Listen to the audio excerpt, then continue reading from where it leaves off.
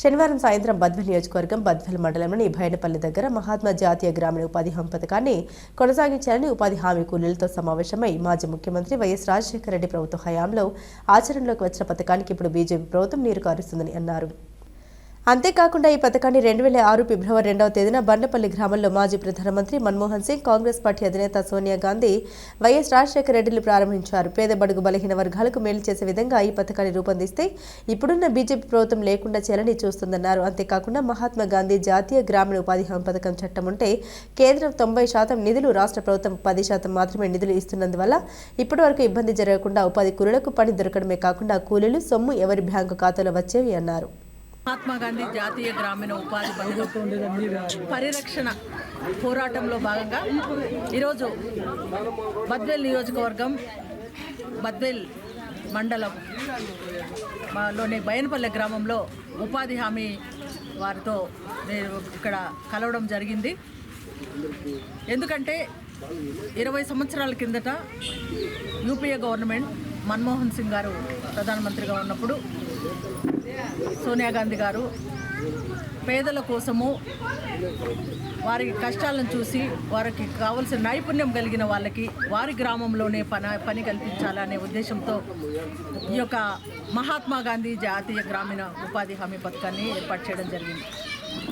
దానికి జాతిపిత ప్రపంచమంతా కొనియాడదగిన మహాత్మా గాంధీ పేరు పెట్టి ఆ పథకము 2006లో అనంతపూర్లోని బండ్లపల్లె గ్రామంలో మన దివంగత నేత వైఎస్ రాజశేఖర రెడ్డి గారి ఆధ్వర్యంలో సోనియా గాంధీ గారు, మన్మోహన్ సింగ్ గారు దాన్ని ప్రారంభించడం జరిగింది. అప్పటి నుంచి ఇంతవరకు కొనసాగుతున్నటువంటి ఈ ఉపాధి హామీ పథకాన్ని ఇప్పుడున్నటువంటి ప్రభుత్వం దాన్ని తొలగించి దాని స్థానంలో బీబీ రామ్జీ అనే చట్టాన్ని తీసుకురావడం జరిగింది. దానివల్ల పేద ప్రజలు నష్టపోతారనే ఉద్దేశంతో జాతీయ కాంగ్రెస్ పార్టీ మాకు ఇప్పుడు వచ్చిన చట్టం వద్దు, మాకు ఎంజీఎన్ఆర్జీ చట్టమే కావాలని గత నెల జనవరి 5వ తేదీ నుంచి ఒక ఉద్యమంలాగా చేపట్టి 25వ తేదీ వరకు దీని ఉద్యమంలాగా చేయడం జరుగుతూ ఉంది. ఎందుకు అంటే జాతీయ గ్రామీణ ఉపాధి హామీ పథకం నిరాటంకంగా సాగేది. 100%లో 90% కేంద్ర ప్రభుత్వమే నిధులు ఇచ్చేది, 10% మాత్రమే రాష్ట్ర ప్రభుత్వం నుంచి వచ్చేది. కాబట్టి కేంద్రం నుంచి వచ్చేది కాబట్టి రాష్ట్ర ప్రభుత్వం ఎలాంటి అభ్యంతరం లేకుండా వీళ్ళకు ఉపాధి పనులు చూపించడం జరిగింది. ఈ పనుల వల్ల చదువు లేకుండా ఏమి పని అంటే రాకుండా ఉండేవాళ్ళు కష్టపడి వారి గ్రామంలోనే ఏదో ఒక పని, అదే గ్రామానికి ఉపయోగపడే రోడ్లు వేసుకోవడం కానీ, తర్వాత చెరువులలో పూడిక తీయడం కానీ, తర్వాత పంట కాలువలు సరి చేసుకోవడం కానీ, ఈ రకంగా పని చేసుకునే వాళ్ళు 100 రోజుల పని కల్పించింది ఈ పథకం. దాంట్లో కనీసం సంవత్సరానికి 55-60 రోజులైనా వచ్చేటి. వారు మాకు పని కావాలని ఒక 15 రోజుల్లో పంచాయతీలో తీర్మానం పెడితే 15 రోజుల లోపల పని వీళ్ళకి కల్పించే వాళ్ళు మేట్లు వచ్చి వాళ్ళ అకౌంట్లలో డబ్బులు జమ అయ్యేది.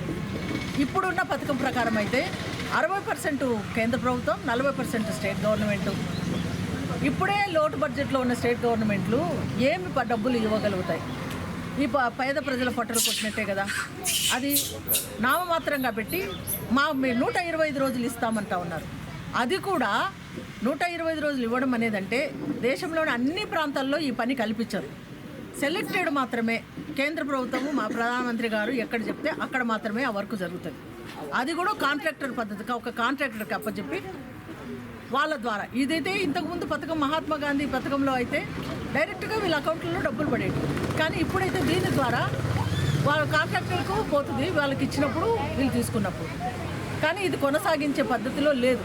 ఎందుకంటే 60% కేంద్రం నుంచి వచ్చి 40% స్టేట్ గవర్నమెంట్ పెడితే ఎక్కడి నుంచి తీసుకొస్తారు? కాబట్టి ఇది నిర్వీర్యం అయిపోతుంది. అది కాకుండా పేద ప్రజల కోసము కావాల్సినటువంటి సౌకర్యాలు ఏం చూడడమే కాకుండా మళ్ళీ బీబీ రామ్జీ అని మళ్ళా ఒకటి తీసుకురావడం జరిగింది. ఏ మత విద్వేషాలు, మహాత్మా గాంధీ పేరు తీసేసి బీబీ రామ్జీ అని పెట్టాల్సిన అవసరం లేదు. మత విద్వేషాలను రెచ్చగొట్టడమే కదా.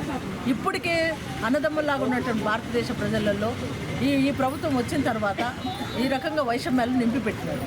కాబట్టి ఎన్ని దృష్టిలో పెట్టుకొని దీన్ని మాత్రం లేదు, ప్రజల పక్షాన, పేద వర్గాల పక్షాన కాంగ్రెస్ పార్టీ పోరాడుతూ ఉంది. ఉద్యమంలాగా చేస్తూ ఉన్నాం. మన అధ్యక్షురాలు, రాష్ట్ర అధ్యక్షురాలు పిసిసి షర్మిలారెడ్డి గారు చాలా సీరియస్గా తీసుకొని మొత్తం రాష్ట్ర వ్యాప్తంగా అందరి దగ్గరికి వెళ్ళి ఉపాధి హామీ కూలీల ద్వారా సంతకాలు తీసుకొని కాంగ్రెస్ పార్టీ దీన్ని వ్యతిరేకిస్తూ ఇదే కొనసాగించాలనే ఉద్దేశంతో ఈ ఉద్యమం చేస్తూ ఉన్నాం. కాబట్టి నేను ఒకటే కోరుకుంటా ఉన్నా, కాంగ్రెస్ పార్టీ గతంలో కాంగ్రెస్ పార్టీ ద్వారానే ఇందిరమ్మ ఇల్లు వచ్చినాయి, కాంగ్రెస్ పార్టీ ద్వారానే వ్యవసాయ రుణాలు తీరిపోయినాయి, కాంగ్రెస్ పార్టీ ద్వారానే రాజీవ్ గాంధీ గారి టైంలో ఐటీ దాని కింద వచ్చి ఇవి సాఫ్ట్వేర్ ఇది వచ్చింది వారి టైంలోనే. ప్రతి ఒక్కటి కరెంటు, ఉచిత కరెంటు సౌకర్యాలు కానుంచి మొత్తం వచ్చింది కాంగ్రెస్ పార్టీ హయాంలోనే. పేదలు బాగుపడినారంటే ముఖ్యంగా దళితులు, అణగారిన వర్గాలు, మైనార్టీస్ వీళ్ళంతా ఏ నాటి వివక్షత లేకుండా ముందుకొచ్చింది, బాగుపడినారంటే కాంగ్రెస్ పార్టీ హయాంలో. కాబట్టి అందరూ దృష్టిలో పెట్టుకొని సహకరించి మీ హక్కును మీరు కాపాడుకొని కాంగ్రెస్ పార్టీని బలోపేతం చేస్తే తప్పకుండా ప్రజలకు మంచి, ఈ దేశంలో ఒక మంచి పాలన అందించే ప్రభుత్వం అధికారంలోకి వస్తుందని తెలియజేస్తున్నాను.